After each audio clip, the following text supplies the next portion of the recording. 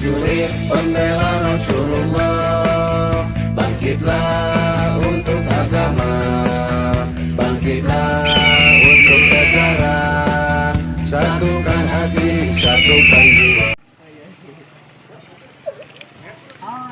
Penjenguk Habib Bahar, lokasi Pondok Rajab.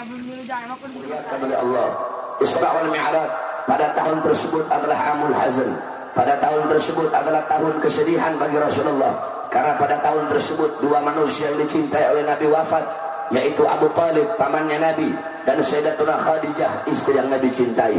Sehingga Allah menghibur Nabi Muhammad sallallahu alaihi wasallam dengan perjalanan Isra wal Mi'raj.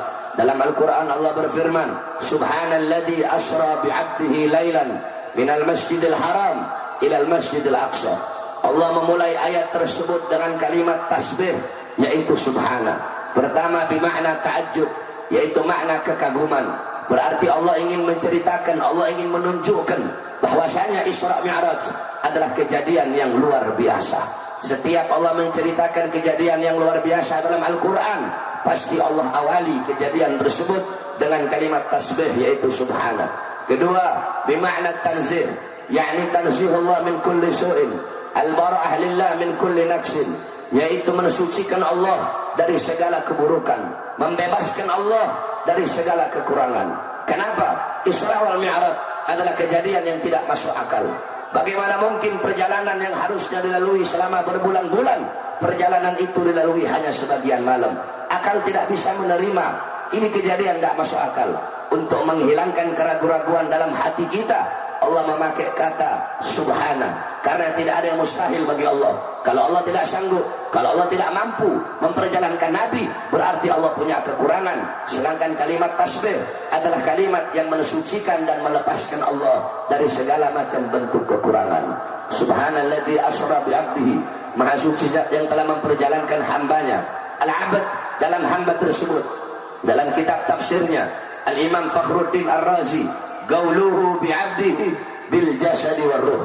Al-Imam Fakhruddin Ar-Razi mengatakan al-abd, hamba dalam ayat tersebut adalah hamba yang utuh, yaitu dengan jasad dan juga ruh. Sebab ada sebagian ulama berpendapat Rasulullah Isra Mi'raj fil manam, Nabi Muhammad Isra Mi'raj dalam tidur, yakni cuma ruhnya saja. Ini berdasarkan hadis riwayat Sayyidatuna Aisyah radhiyallahu anha. Tetapi pendapat yang paling muktamad, pendapat yang paling kuat, Nabi Muhammad Isra Mi'raj dengan jasad dan juga ruh. Kenapa? Kalau Nabi Muhammad Isra Mi'raj cuma ruhnya saja, subhanalladzi asra bi ruhihi. Karena Nabi Muhammad Isra Mi'raj dengan jasad dan ruh, makanya Allah memakai lafaz abd, yaqdatan, dalam keadaan nyata, dalam keadaan sadar, dalam keadaan terjaga. Nabi Muhammad berjumpa langsung dengan Allah tanpa ada setitik pun penghalang. Ketika Nabi mengajak Jibril, wahai Jibril, ayo kau ikut denganku berjumpa dengan Allah. Apa kata Jibril? Ya Rasulullah, tugasku cukup sampai di sini. Aku tidak bisa meneruskan perjalanan. Kalau aku teruskan, aku akan hancur, musnah, terbakar. Kemudian Nabi berkata, bukankah engkau diciptakan dari cahaya? Iya, aku diciptakan dari cahaya, tapi aku bukan bagian dari cahaya Allah. Sedangkan engkau, Allah ciptakan engkau, dan engkau adalah bagian dari cahaya Allah. Engkau saja yang bisa menembus, engkau saja yang bisa berjumpa dengan Allah. Tidak ada makhluk yang bisa berjumpa langsung dengan Allah kecuali engkau, wahai Muhammad. Saudara-saudara, matahari, tidak ada benda apapun, zat apapun, jaringan apapun yang bisa sampai kepada matahari. Ini bumi, andaikan mau sampai ke matahari, hancur, terbakar ini bumi. Planet-planet manapun, benda apapun, tidak ada yang bisa sampai kepada matahari. Setiap dia mau sampai, belum sampai dia udah hangus, terbakar, karena begitu panasnya matahari. Yang bisa sampai kepada matahari hanyalah cahaya matahari itu sendiri. Ketika matahari terbit, dia mengeluarkan cahaya. Nanti waktu dia terbenam, cahaya itulah yang akan kembali kepada sang matahari. Tidak ada siapapun, apapun yang bisa sampai kepada Allah kecuali bagian dari cahaya Allah sendiri. Bagian cahaya Allah adalah baginda Nabi besar Muhammad. Khalaqa min nurih, Allah ciptakan Nabi dari cahayanya, sehingga beliaulah Rasulullah yang bisa kembali, yang bisa berjumpa langsung dengan Allah subhanahu wa ta'ala. Subhanalladzi asra bi'abdihi lailan. Lailan isim nakirah ditandai dengan tanwin. Saudara-saudara, setiap kalimat yang dimana kalimat tersebut isim nakirah atau isim ma'rifat itu memiliki makna yang berbeda. Kalau di situ isim ma'rifat pakai alif lam, berarti al-lail artinya satu malam penuh. Para ulama mengatakan di sini pakai lailan, yakni bermakna taklil fi muddatil isra. Maknanya adalah penyedikitan daripada waktu malam, pengurangan daripada waktu malam. Berarti Rasulullah Isra Mi'raj bukan satu malam penuh, hanya sebagian daripada waktu malam. Minal Masjidil Haram minal Masjidil Aqsa, dari Masjidil Haram ke Masjidil Aqsa, dari tempat yang baik ke tempat yang baik, dari tempat yang mulia ke tempat yang mulia. Sebagaimana dalam hadis dari Rasul, la tushaddur rihal illa ila thalatha masajid, Masjidil Hada wa Masjidil Haram wa Masjidil Aqsa. Tidak ada bepergian yang lebih utama selain pergi ke tiga masjid. Masjidil Hada, masjidku ini Masjid Nabawi, wa Masjidil Haram dan Masjidil Haram, wa Masjidil Aqsa dan Masjidil Aqsa. Saudara-saudara, turun Jibril, bawa sebuah bejana, bawa cawan yang terbuat dari emas yang berisi air daripada telaga Al-Kautsar. Dibelah dada Nabi Muhammad. Itu yang kesekian kalinya pembelahan dada Rasulullah. Ketika dibelah dada Rasulullah, diambil hatinya Nabi, dibersihkan, disucikan. Umat banyak para ustadz, para kiai, para dai di panggung-panggung Isra Mi'raj, ketika mereka menceritakan, membahas tentang pembelahan dada Nabi, mereka berbicara seperti ini. Dibelah dada Rasulullah, dibuang kotoran-kotorannya, dibuang kesalahan-kesalahan dari hati Nabi Muhammad. Saudara-saudara, Nabi Muhammad makhluk yang paling suci, makhluk yang paling mulia, makhluk yang paling agung, makhluk yang tidak punya salah, makhluk yang tidak punya dosa adalah baginda Nabi besar Muhammad. Dibersihkan hati Nabi bukan berarti sebelumnya hati Nabi tidak bersih. Dibersihkan hati Nabi bukan berarti sebelumnya kotor. Disucikan hati Nabi bukan berarti sebelumnya hati Nabi tidak suci, tetapi untuk memperbaharui. Kamu punya wudu, kamu dalam keadaan suci punya wudu, terus kamu wudu lagi. Seperti itulah pembersihan dan kesucian hati Nabi. Saudara-saudara, jangan berbicara tentang hati Nabi, terlalu jauh berbicara tentang hati Nabi Muhammad. Dalam kitab Asy-Syifa, Al-Imam Al-Qadiyat dijelaskan bahwasanya darahnya Nabi suci, air kencingnya Nabi suci, kotorannya Nabi suci, apalagi hati baginda Nabi besar Muhammad. Ketika perang Uhud pipi Nabi berdarah. Malik ibn Sinan mengecup darah Nabi kemudian ditelan. Kata Nabi, muntahkan wahai Malik ibn Sinan, tetap ditelan. Akhirnya apa kata Rasulullah? Wahai para sahabat, kalau kalian ingin melihat penghuni surga, lihatlah kepada Malik ibn Sinan. Malik ibn Sinan meminum darah Nabi Muhammad SAW. Abdullah bin Zubair, ketika Nabi habis hijamah, ketika Nabi habis bekam, darahnya Nabi kasih. Wahai Abdullah bin Zubair, buang ini darah di tempat yang tidak dilihat oleh manusia manapun. Dibawa darah Rasulullah. Abdullah bin Zubair lihat tidak ada orang, dia minum darah Nabi Muhammad. Dia kembali, ya Rasulullah, sudah aku buang. Di mana? Di tempat yang aman, tidak ada manusia yang bisa lihat ya Rasulullah. Di mana? Dalam perut ya Rasulullah. Siapa yang mau lihat dalam perut ya Rasulullah? Abdullah bin Zubair meminum darah Nabi Muhammad. Apa? Kata Nabi, haram jasadmu disentuh api neraka. Wahai Abdullah bin Zubair. Ummu Aiman, Nabi Muhammad punya wadah buat air, buat buang air kecil. Satu waktu beliau buang air kecil, beliau taruh, kemudian beliau tertidur. Ketika beliau bangun tidur, beliau bilang, wahai Ummu Aiman, buang isi daripada wadah tersebut. Wadah yang mana ya Rasulullah? Wadah yang itu. Sudah aku minum isinya ya Rasulullah. Kenapa kau minum wahai Ummu Aiman? Itu adalah air kencingku. Apa kata Ummu Aiman? Demi Allah, aku tidak pernah merasakan air yang lebih segar dan lebih nikmat dari ini ya Rasulullah. Air kencing Nabi suci, saudara-saudara. Nggak sama kayak air kencing Jokowi, nggak sama.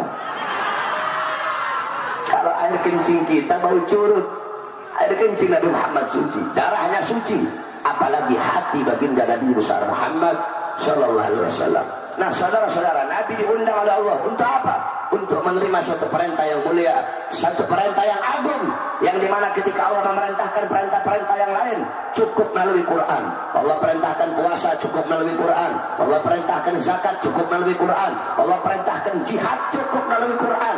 Allah perintahkan haji cukup melalui Quran.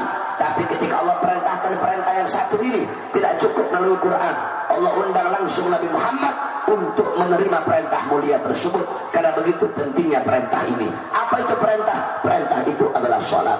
Oleh karenanya saudara-saudara, jaga kau punya salat, sempurnakan engkau punya salat, perhatikan kau punya salat.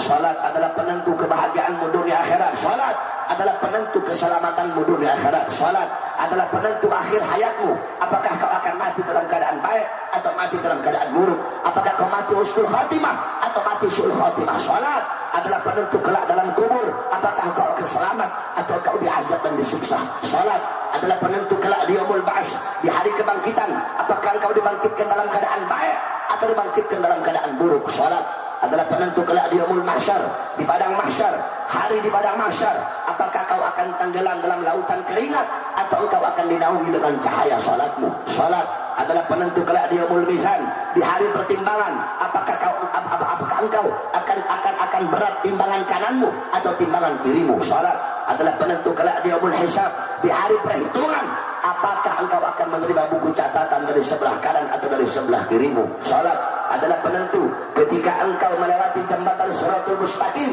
apakah engkau akan selamat atau engkau akan celaka. Salat adalah penentu surga atau nerakamu. Salat adalah penentu dari seluruh amal ibadahmu. As-salatu ra'sul ibadah. Salat adalah kepalanya ibadah. Baik buruknya amal ibadah kamu tergantung dari salat.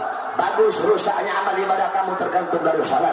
Sempurna atau cacatnya amal ibadah kamu tergantung dari salat. Kenapa? Karena salat itu adalah imam, salat itu adalah rais, salat itu adalah pemimpin, salat itu adalah kepala. Sedangkan amal ibadah yang lain adalah muttabi', amal ibadah yang lain adalah pengikut. Kalau kau punya salat baik, seluruh amal ibadahmu baik. Kau punya salat bagus, bagus seluruh amal ibadahmu. Kau punya salat cacat, cacat seluruh amal ibadahmu. Kamu puasa terus sampai badan kurus habis tinggal tulang puasa. Kamu haji 99 kali, kamu zakat miliaran, akan tetapi cacat kau punya salat, rusak kau punya salat, tidak ada nilai amal ibadahmu yang lain. Jaga kau punya salat.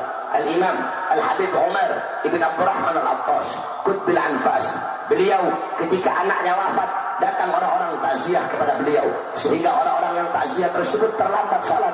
Apa kata beliau? Sungguh bagi kalian musibah agama adalah musibah yang enteng. Tahukah kalian, bagiku terlambat salat, terlambat salat jamaah lebih musibah daripada kematian anakku hari ini. Kenapa? Kematian anakku adalah musibah dunia, sedangkan terlambat salat adalah musibah agama. Terlambat salat musibah agama, maka bagaimana kalau kita meninggalkan salat 5 waktu dengan sengaja? Perhatikan, jaga kau punya salat. Kalau ada salat-salatmu yang lalu yang pernah kau tinggal kodok, kau punya salat, tidak ada alasan bagi kalian, bagi kita untuk tidak mengkodok salat. Jangankan kita yang meninggalkan sholat gara-gara urusan dunia, harta, pangkat, jabatan, tahta kekuasaan. Di Jeddah ada ulama besar, yaitu Al-Imam Al-Habib Ahmad Segaf. Beliau adalah ayah daripada Al-Imam Al-Habib Abdul Qadir bin Ahmad Segaf. Habib Ahmad, satu waktu beliau sholat subuh. Ketika beliau sholat subuh, rakaat kedua, rakaat terakhir, ketika bilang tasyahud, tiba-tiba beliau fana, lupa segala-galanya. Jadi tetap dalam posisi tasyahud.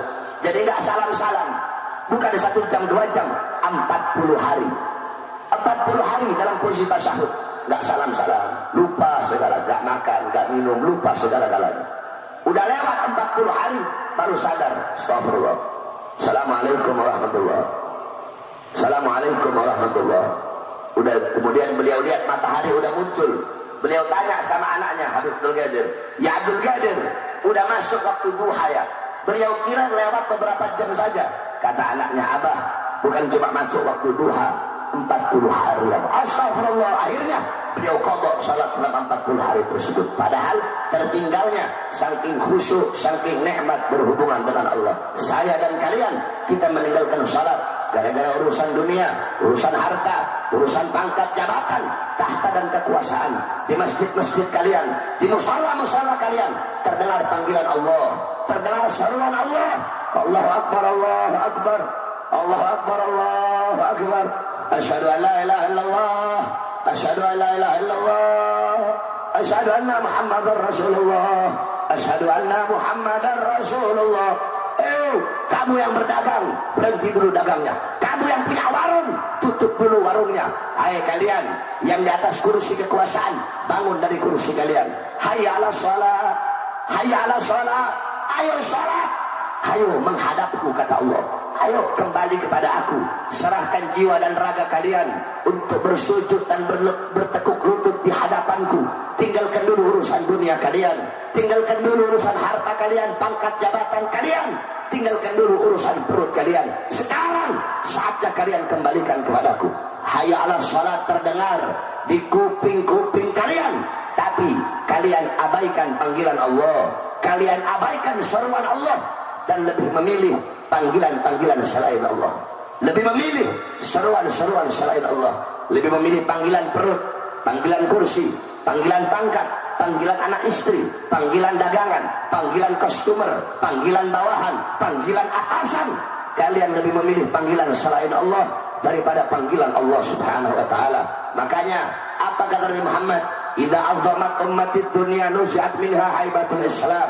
Kalau umatku lebih mengagungkan dunia, lebih mengutamakan dunia, harta, pangkat, jabatan, tahta kekuasaan dikedepankan, sholat dibelakangi, syariat dibelakangi, akhirat dibelakangi, Rasulullah dibelakangi, Al-Quran dibelakangi, akhlak dibelakangi, adab dibelakangi, zuhud dibelakangi, ibadah dibelakangi, qanaah dibelakangi, khauf dibelakangi, khasyah dibelakangi. Apa kata Rasulullah? Allah cabut kehebatan Islam, sehingga walaupun umat Islam banyak, tetapi bagaikan buih di lautan. Saudara-saudara, andaikan salat subuh di masjid-masjid kalian, salat subuh banyak jamaah yang salat subuh seperti pada malam hari ini, ribuan salat subuh masjid, jumlahnya ribuan jamaah. Tidak perlu kita angkat senjata, tidak perlu kita demo, cukup kita ngedehem, musuh sudah lari ketakutan saudara sekarang. Oleh karenanya, jaga kau punya salat, sempurnakan kau punya salat.